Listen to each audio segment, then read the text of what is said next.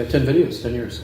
Yeah, so Dave Genn, who is now playing with 5440, was the guitar player, and Dave was part of the whole music scene here in Vancouver. Was playing with Dead Surf Kiss, DSK, and we were friends, so we just were in the same circles, and I was doing quite well as a music video director at that point, and it was funny because Dave hit me up and he said, I'm playing with this guy, Matthew Good. I don't think you'll be interested in this music.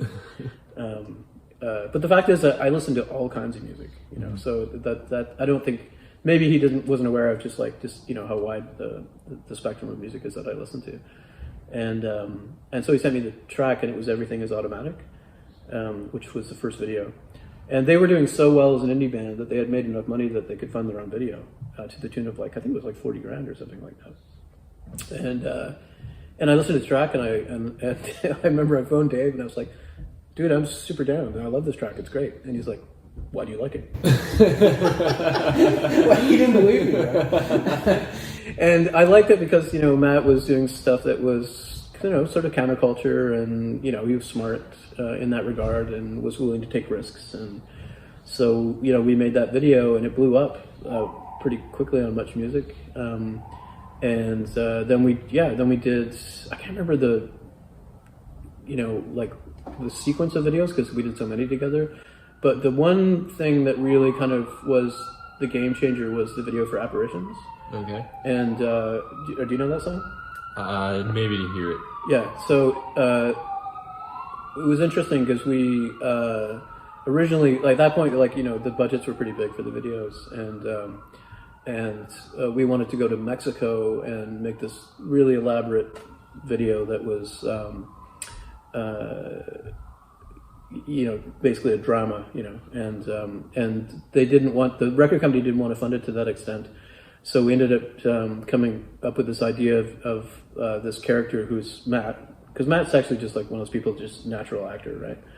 And he's a janitor and has a really lame job in this building, and the whole thing was based on just the different levels of the building, about high a tower representing different levels of society and the way that people are treated and stuff like that, and it was this kind of very strange narrative that the band was in, but there was no performance, nothing like that.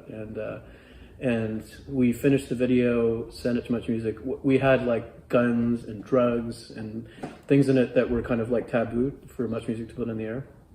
And and the video cost about 100 grand, I think it was. And then the review board at Much Music, it got caught up for weeks. And it appeared that they were not going to release the video on Much Music at that point, which was a big deal. Yeah, it's a huge waste. Yeah, yeah. And there was a lot of people who didn't understand the video or even like it. Matt and I were, we were super behind it, but even some of the other band members were like, and it was a very weird experience. And what happened was Denise Donlan, who was the president of City at that point, literally walked in to one of their meetings that they have at Much Music. And I know because a friend of mine was high up at City TV at the time. And she just walked in the door and said, put that video in the air right now. And it went to #1 for 3 months. Good pull to have. Yeah. Big time. Yeah, it was a huge success. It was in ultra heavy rotation and became one of the Much mega hits and all that kind of stuff.